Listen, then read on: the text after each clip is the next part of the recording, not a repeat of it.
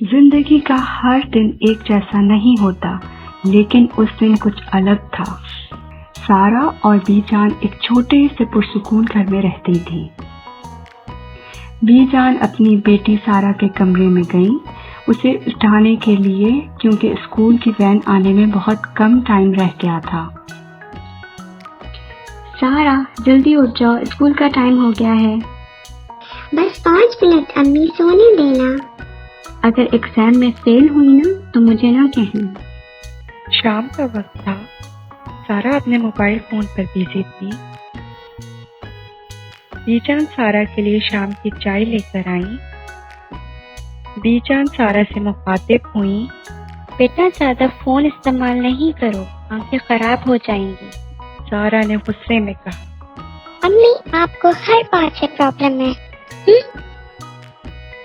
बीजान को बहुत बुरा लगा और वो वहां से चुपचाप चली गई। रात हुई। पहली बार बीजान ने डाइनिंग टेबल पे सारा से कोई बात नहीं की। सारा ने भी इज्जत में बीजान से कोई बात नहीं की। लेकिन उस रात सब कुछ बदल गया। सुबह का वक्त था, मगर आज बीजान सारा को उठाने नहीं आई। सारा ने बीजान के कमरे में जब देखा तो बीजान बेड पर आंखें बंद करके लेटी हुई थी।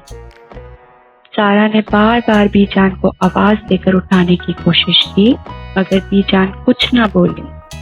अम्मी प्लीज उठ जाए ना, अम्मी प्लीज उठ जाए, अब उठ भी जाए अम्मी।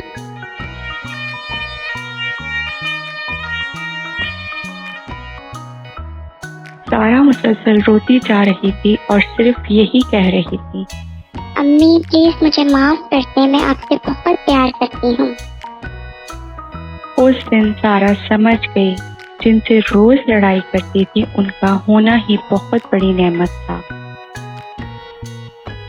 अब सारा बीजान का बहुत ख्याल रखती है और रोज बीजान से कहती है, अम्मी आप मेरी दुनिया हो।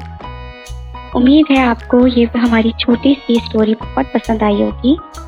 आप कमेंट बॉक्स में लव यू अम्मी लिख दें और इस स्टोरी को ज़्यादा से ज़्यादा शेयर करें। शुक्रिया।